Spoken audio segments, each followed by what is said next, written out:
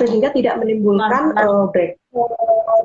tidak menimbulkan flek, tidak menimbulkan keluhan setelah kita berhenti menggunakan krim itu gitu. Jadi kalau misalnya pun sudah terlanjur breakout nih, kan kita nggak tahu ya, kadang-kadang aduh nggak tahu nih aku caranya gimana, udah terlanjur acne, udah terlanjur banyak beruntus, udah terlanjur bermasalah, lebih baik dikonsultasikan ke dokter supaya nanti penanganannya tepat.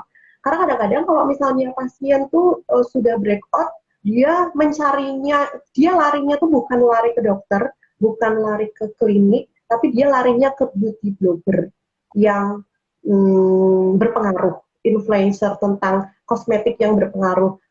Jadinya malah apa? Jadinya malah salah kaprah dan tambah banyak, acne-nya tambah parah. Jadi lebih baik kalau misalnya memang sudah breakout, itu dikonsultasikan ke dokter supaya apa? Supaya diobati dulu si acne-nya, jerawatnya ditangani dulu, nanti baru menggunakan skincare rutin secara biasa.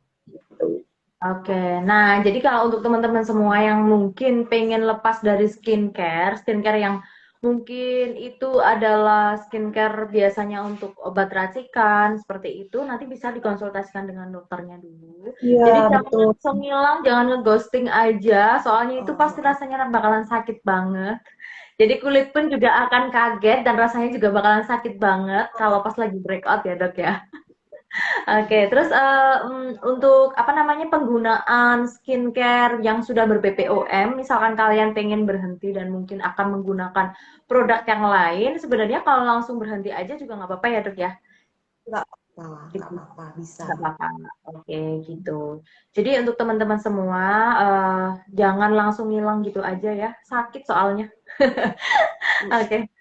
Oke, untuk kandungan dari BLS sendiri dok, bisa dibantu dijelaskan dok untuk BLS sendiri itu kandungannya apa saja nih? Kan kita ada 5 bestseller ya untuk kandungan dari produk BLS sendiri.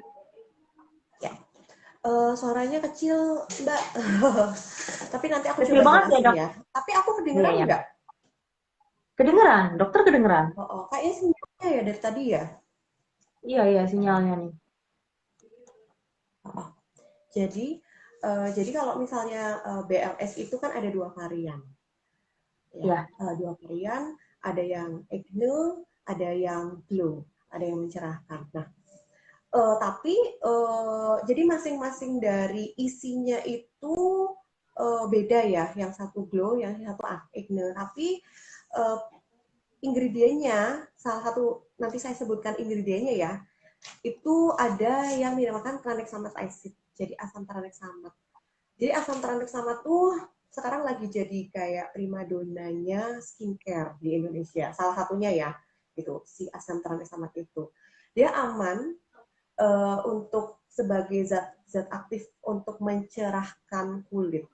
Dia aman sekali. Kemudian selain untuk mencerahkan, dia juga bisa untuk menyamarkan noda-noda bintik-bintik hitam, spot-spot yang pengaruh sinar matahari, bekas jerawat. Nah, itu cepat sekali kalau menggunakan si tranexamic acid. Kemudian selain itu dia bisa untuk mengurangi peradangan dan juga bisa menyamarkan melasma, flek-flek gitu.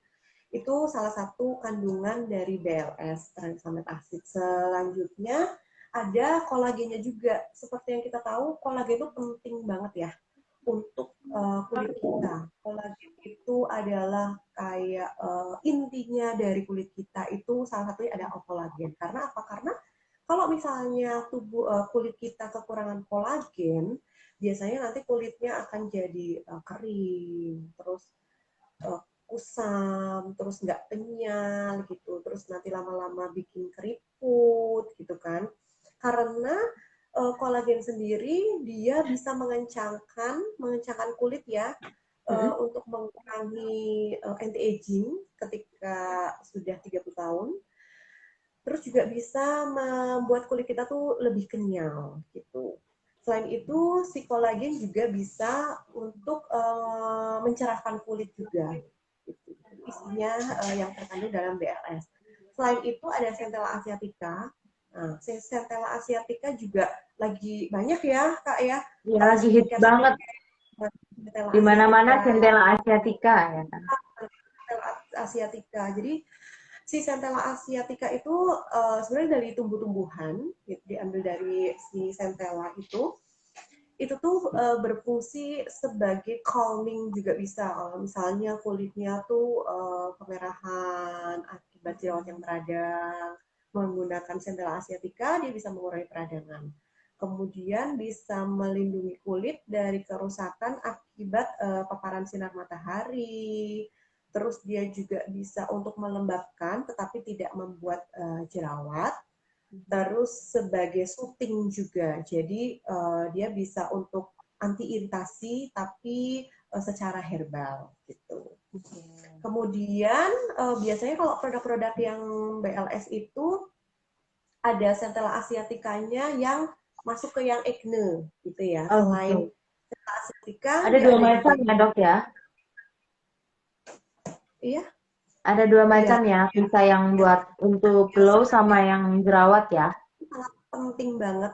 Salah satunya adalah untuk memperbaiki skin barrier kita. Jadi pertahanan kulit kita bisa diperbaiki dengan kandungan yang ada niacinamidnya. Selain ceramid, ada niacinamid juga ya. Jangan ketuker ya. Kadang-kadang pasien tuh ketuker loh si niacinamid dan ceramid gitu. Padahal itu fungsinya tuh sangat berbeda.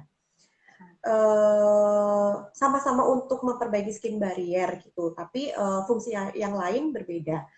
Kita lanjut yang niacinamid ya. Selain berfungsi untuk memperbaiki skin barrier, dia juga untuk merangsang produksi kolagen di kulit gitu.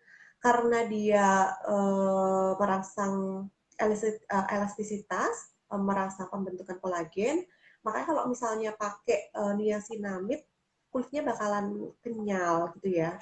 Selain itu dia bisa melindungi paparan sinar matahari, jadi pertahanan kulit kita juga nggak rusak gitu.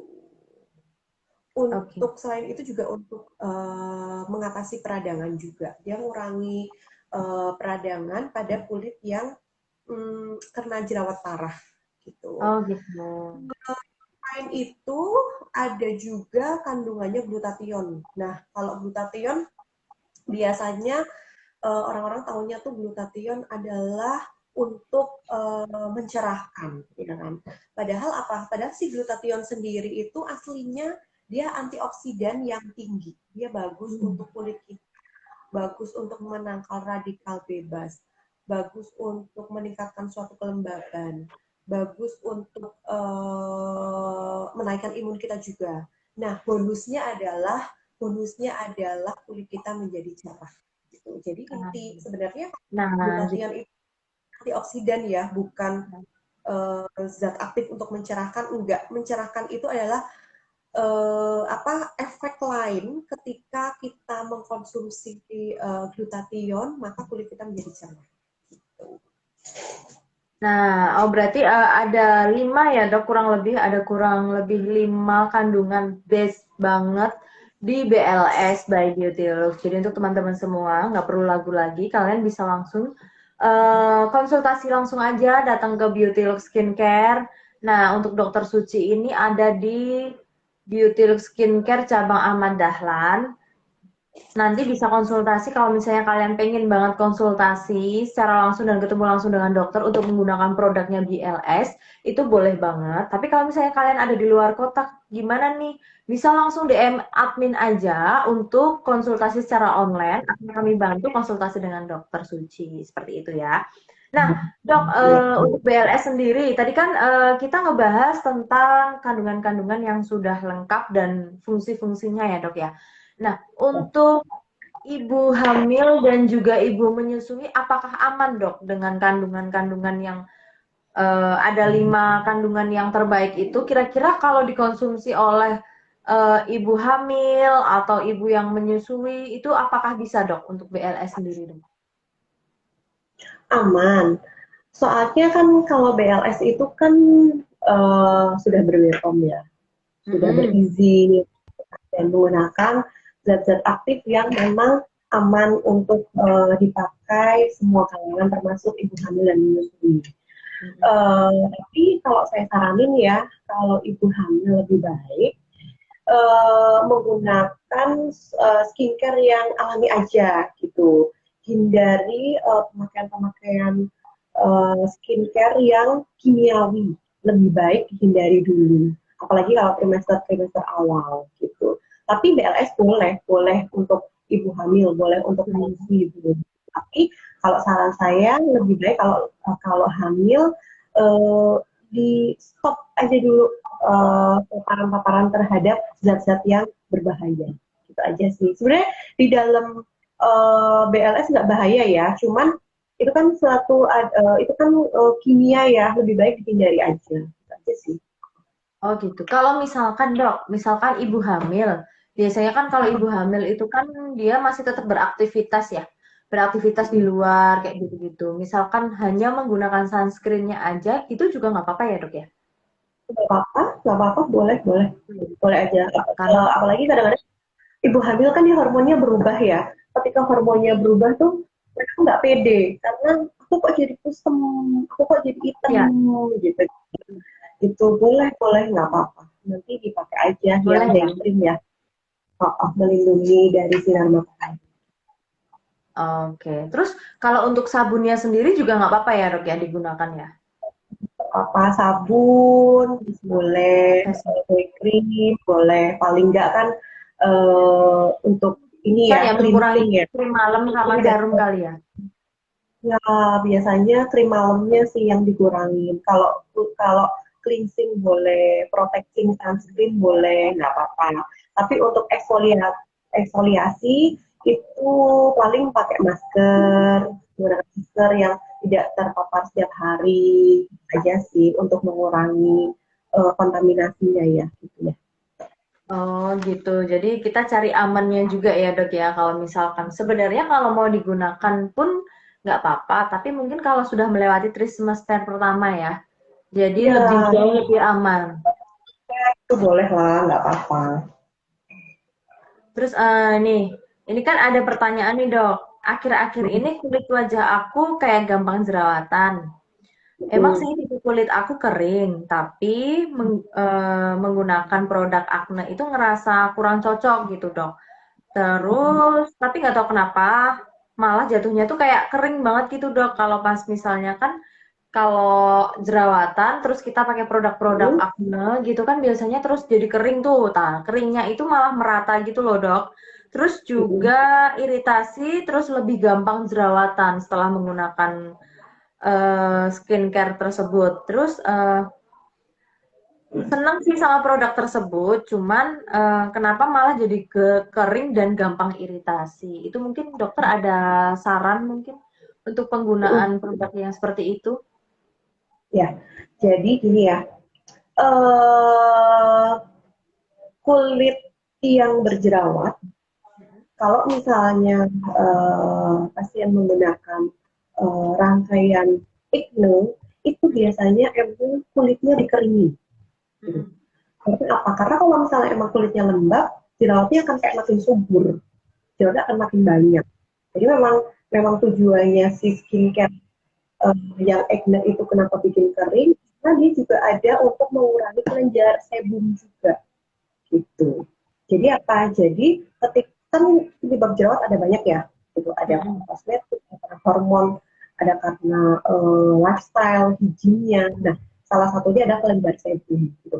Jadi dalam rangkaian si acne itu kita mengendalikan produksi sebum, makanya terus kesannya jadi lebih kering gitu.